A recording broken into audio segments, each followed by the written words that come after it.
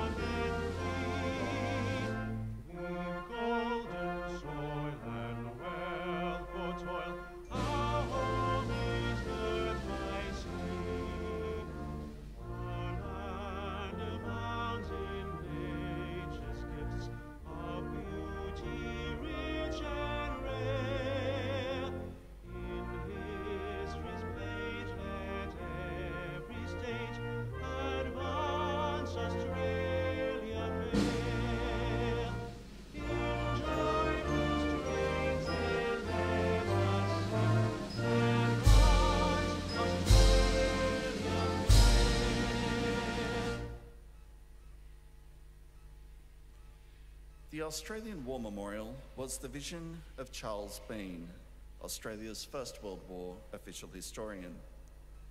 Bean landed with the Australian troops on Gallipoli and stayed with them at the front through to the end of the war. The idea of this national memorial and museum came to him at Pozières, France, in the depths of the bloody fighting of 1916. Bean's idea was that this would be a place where families and friends could mourn their loved ones buried in faraway places. It would also be a place that could help all Australians understand what these men and women had endured and what they had done for us. Bean's vision, to which we remain true, is best expressed as inscribed in the entrance to the memorial's galleries. Here is their spirit, in the heart of the land they loved, and here we guard the record which they themselves made. Tonight, we will read the story behind just one of those on the Roll of Honour, which lists the names of more than 102,000 men and women who have given their lives for us in war and operations for more than a century. But first, we present a lament, Flowers of the Forest. Wreaths or floral tributes will now be laid at the base of the Pool of Reflection.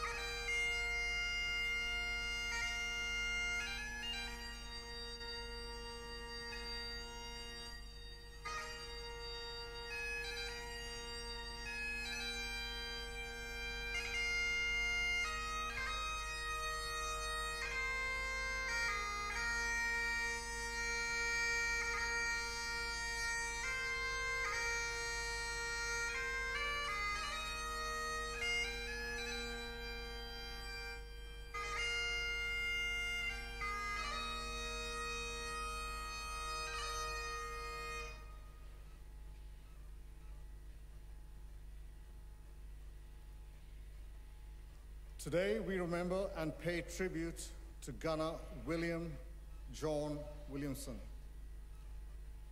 Known to friends and family as Bill, William Williamson was born on the 28th of July 1920 at Nantharangi Station in the White Cliffs district of New South Wales, the youngest son of Bernard Henry and Mary Corker Williamson. After attending Orange High School, Williamson worked with his father at Abbotsford Station near Ivanhoe.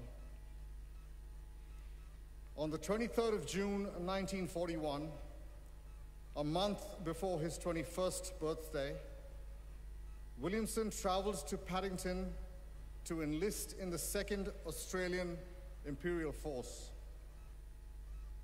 He joined the 1st Field Training Regiment in Sydney in July and had his final leave in October, during which he was given a well-attended public farewell at the Ivanhoe Memorial Hall.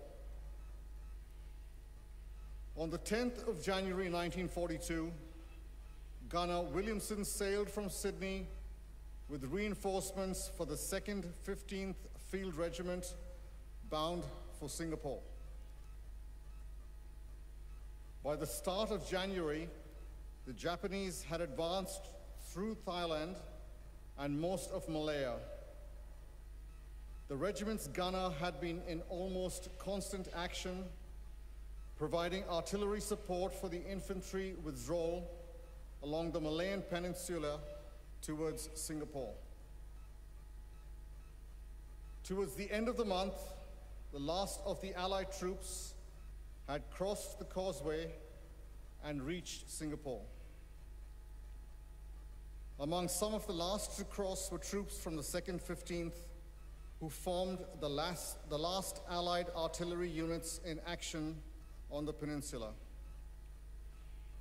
Having crossed the causeway, which was subsequently blown, the regiment was deployed to the western area in support of the 8th Division's 22nd Brigade. The Japanese attack on Singapore began at 10:30 p.m. on the 8th of February, when 2 Japanese divisions crossed the Johor Straits and attacked along the 22nd Brigade's front. The brigade and the 2nd 15th inflicted heavy casualties on the attackers, and the artillery sank some barges. But with its communications cut, heavily outnumbered, and the Japanese infiltrating between positions, the brigade and the 2nd 15th withdrew. The regiment continued to move back towards Singapore and provide artillery support when needed. By the 13th of February, the battle for Singapore Island was all but over, and the British forces surrendered 2 days later. Initially imprisoned in the sprawling Changi prisoner of war camp, it was not long before members of the 2nd 15th were allocated to external work parties. The first parties were dispatched around Singapore and southern Malaya, but Williamson became part of F Force, one of the last labor forces to leave Changi, in mid-April 1943. Many of the men of F Force were unwell even before they left Singapore. Isolated in far upcountry Thailand, remote from food and medical supplies, and drenched by monsoonal rains, almost a third of the Australians and 2/3 of the British prisoners would die. F Force's hardships began when they were packed into suffocating metal railway trucks with little food and water. On reaching Ban Pong in Thailand, F Force was then forced to march over 300 kilometers to camps near the border with Burma. Arriving upcountry in early May, F Force was spread across half a dozen camps, progressing towards the Burma border. On the 22nd of August 1943, William Williamson died of beriberi. He was 23 years old. He was buried nearby, but his body was later transferred to Than Buzayat War Cemetery in Myanmar.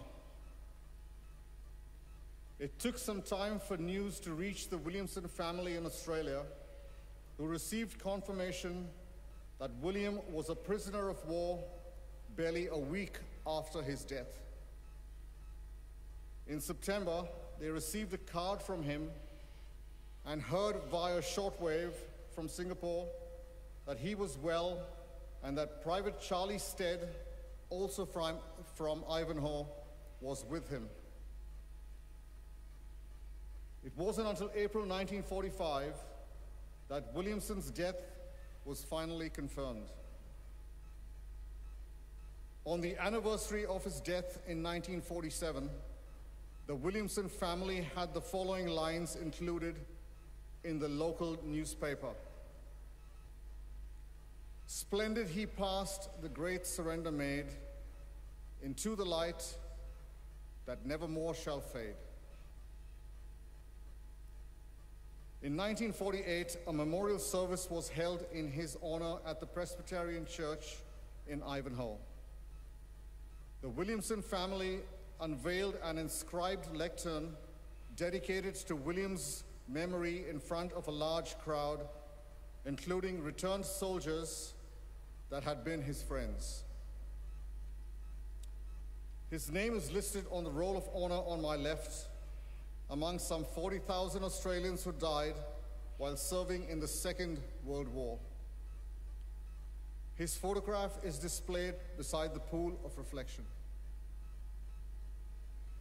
This is but one of the many stories of service and sacrifice told here at the Australian War Memorial. We now remember Gunner William John Williamson, who gave his life for us, for our freedoms, and in the hope of a better world.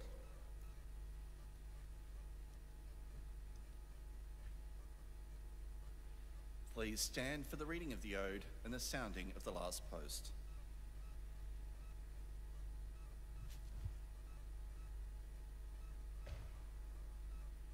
They shall grow not old as we that are left grow old. Age shall not weary them, nor the years condemn. At the going down of the sun and in the morning, we will remember them.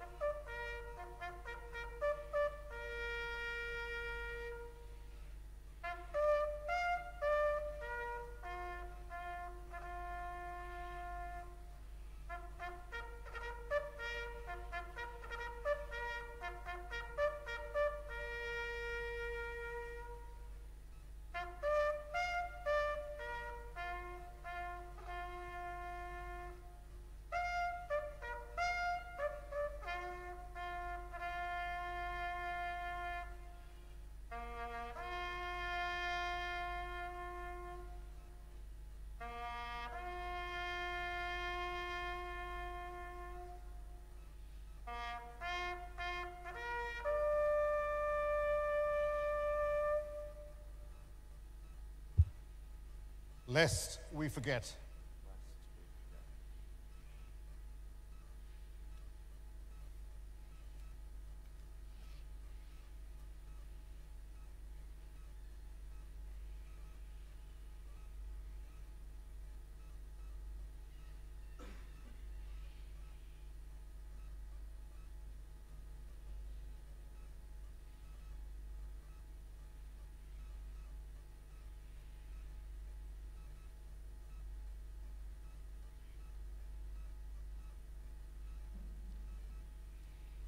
We leave you this evening with the words of the memorial's founder, Charles Bean.